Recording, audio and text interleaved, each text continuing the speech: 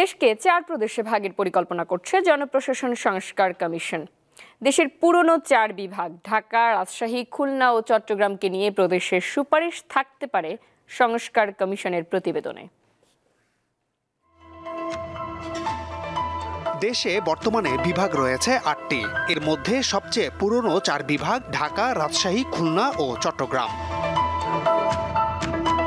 এবার দেশের এই পুরনো 4টি বিভাগকে 4টি প্রদেশ করার সুপারিশের কথা ভাবছে জনপ্রশাসন সংস্কার কমিশন। রাষ্ট্রীয় নিরাপত্তা সহ গুরুত্বপূর্ণ বিষয় ছাড়া অন্যান্য বিষয়ের ব্যবস্থাপনা প্রদেশের হাতে দেওয়ার পক্ষে এই কমিশন।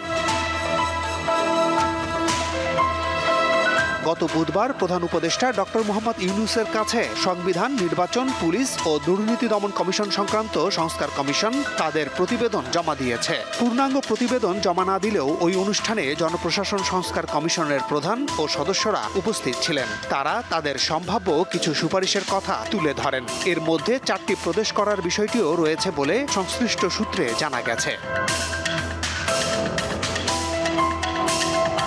জনপ্রশাসন সংস্কার কমিশনের সম্ভাব্য সুপারিশগুলোর মধ্যে অন্যতম হল বিকেন্দ্রীকরণের অংশ হিসেবে 4টি প্রদেশ করা। এর আগে বিভিন্ন সময় নানা অনুষ্ঠানে বিভিন্ন রাজনৈতিক দলের পক্ষ থেকে বেশ কয়েকবার দেশকে বিভিন্ন প্রদেশে ভাগ করার প্রস্তাব দেওয়া হয়। সুতরাং বাংলাদেশে একাধিক প্রদেশ করার আলোচনা নতুন নয়।